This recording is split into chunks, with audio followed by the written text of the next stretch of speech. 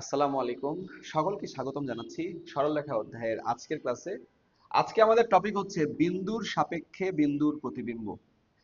বিন্দুর সাপেক্ষে বিন্দু, আমি গত ক্লাসে একটা কথা বলেছিলাম। আমি বলেছিলাম যার সাপেক্ষে প্রতিবিম্ব তাকে দর্পণ চিন্তা করতে হবে। এখন আজকে আমাদের টপিক হচ্ছে একটা বিন্দুর সাপেক্ষে আরেকটা বিন্দুর প্রতিবিম্ব। তাহলে এই বিন্দুর সাপেক্ষে যদি এই এ বিন্দুর সাপেক্ষে যদি আমি বি এর প্রতিবিম্ব নির্ণয় করতে চাই, তাহলে যার সাপেক্ষে প্রতিবিম্ব, ধরো এই যে এইটা হচ্ছে আমাদের এটার সাপেক্ষে, তাহলে এটাকে আমরা কি চিন্তা করব? দর্পণ চিন্তা করব। এটাকে আমরা দর্পণ চিন্তা করব, আর এটাকে আমরা লক্ষ্য বস্তু চিন্তা করব। তাহলে বলো না, এই দর্পণের সাপেক্ষে এর প্রতিবিম্ব, এটা যদি আয়না হয়, এর প্রতিবিম্ব কি ঠিক এদিকে থাকবে না? এই যে এইটা আমি বি ড্যাশ ধরে নিলাম, কি এই বি এর প্রতিবিম্ব এটার সাপেক্ষে। এখন তোমরা বলো, তুমি আয়না থেকে যতটুকু দূরে, তোমার প্রতিবিম্বটা কি আয়না থেকে ঠিক ততটুকুই ওই পাশে না? তাহলে আমি যদি বলি এই যে এতটুকু যতটুকু মান, এতটুকু কি ঠিক ততটুকুই মান না? এই যে এতটুকু আর এতটুকু কি সেম? তার মানে এই এ বিন্দুটা নিশ্চয়ই বি আর বি ড্যাশের মধ্যবিন্দু। বি আর বি ড্যাশের মধ্যবিন্দু। যদি তাই হয়, তুমি কি এই কনসেপ্টটা খাজা ইজিলি বের করতে পারবে না? তুমি এটার মান জানো, এটার মান জানো, এটার মানকে তুমি এক্স ওয়াই ধরে নাও। ধরে নেওয়ার পরে তুমি বলো যে ভাইয়া এই বিন্দু আর এই বিন্দুর মধ্যবিন্দু হচ্ছে এটা, তাহলে এটাই যদি মধ্যবিন্দু হয়, তাহলে এটার স্থানাঙ্ক তুমি ইজিলি বের করে ফেলতে পারবা। ওকে, কেননা দুইটা বিন্দুর মধ্যবিন্দুর স্থানাঙ্ক নির্ণয়ের সূত্র ভুজদ্বয়ের যোগফলের অর্ধেক, তাহলে x1 plus x2 by 2, y1 plus y2 by 2। তাহলে খেয়াল করো, আমি এটা প্র্যাকটিস করে ফেলি। প্রশ্ন কি বলছে?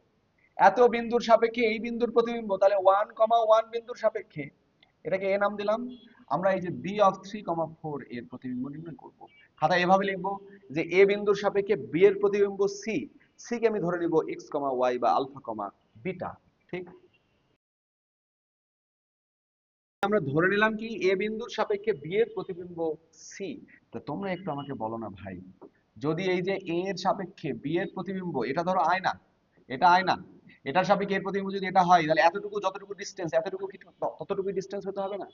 তাহলে যদি ডিসটেন্স দুইটা সেম হয়, সেম হয়, তাহলে কি ভাইয়া আমি বলতে পারবো না বিসি এর মধ্যবিন্দু হলো এ বিন্দু, বিসি এর মধ্যবিন্দু হলো এই বিন্দু? তাহলে আমরা লিখবো যে শর্ত মতে, তাহলে এই বিসি এর মধ্যবিন্দু যদি এই বিন্দুটা হয়, তাহলে আমরা কি বলতে পারবো? এইটা যোগ এইটা ভাগ 2 ইকুয়াল টু এইটা। তাহলে এটার ভুজ যোগ এইটার ভুজ ভাগ 2 ইকুয়াল টু এটার ভুজ। আবার এটার কোটি যোগ এইটার কোটি ভাগ 2 ইকুয়াল টু এটার কোটি হবে। তাহলে অতএব x প্লাস 3/2 ইকুয়াল টু 1, এবং কি হবে? এই যে এই পাশে কি হবে বলো? y plus 4/2 equal to 1। অতএব x equal to -1, y equal to -2। তাহলে অ্যান্সার কত হবে? -1, -2। ওকে, এটাই হচ্ছে আমাদের অ্যান্সার। ঠিক, আশা করছি বুঝছো। আর যদি এইসব লোড মাথায় নিতে ভালো না লাগে, তাহলে তুমি এইভাবে ভাববা যে ভাইয়া আমি তো বুঝতেই পারছি ভাইয়া, এখান থেকে এটা যত দূরে, এখান থেকে এটাও ঠিক তত দূরেই থাকবে। তাহলে ভাইয়া এখানে ছিল 3, এই 3টা হয়ে গেছে ভাইয়া 1, কমেছে ভাইয়া -2।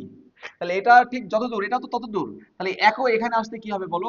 -2 কমবে। তাহলে 1 থেকে -2 কমলে কত হয়? -1 হয়। ভাইয়া এখানে ছিল 4, এই 4টা হয়ে গেছে ভাইয়া 1, কমেছে ভাইয়া 3, -3।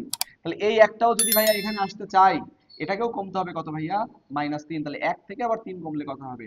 -2। তুমি ঠিক এভাবেও পেয়ে যেতে পারো -1, -2। আশা করছি সবাই আজকের ক্লাসটা বুঝেছো। তো আজকের মতো এই পর্যন্তই। সকলে ভালো থেকো, সুস্থ থাকো, আল্লাহ হাফেজ, আসসালামু আলাইকুম।